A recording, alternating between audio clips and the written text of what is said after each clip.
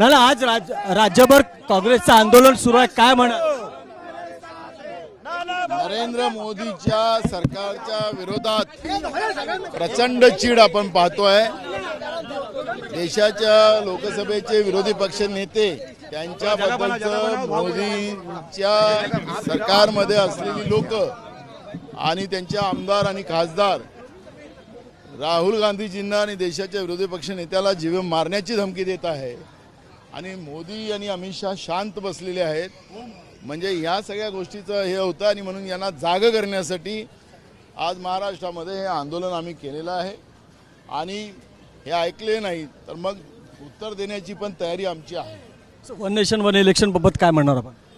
ते one nation one election नाही आहे, वन नेशन नो इलेक्शन अशी एक व्यवस्था लोकशाहीमध्ये बीजेपी करते आहे।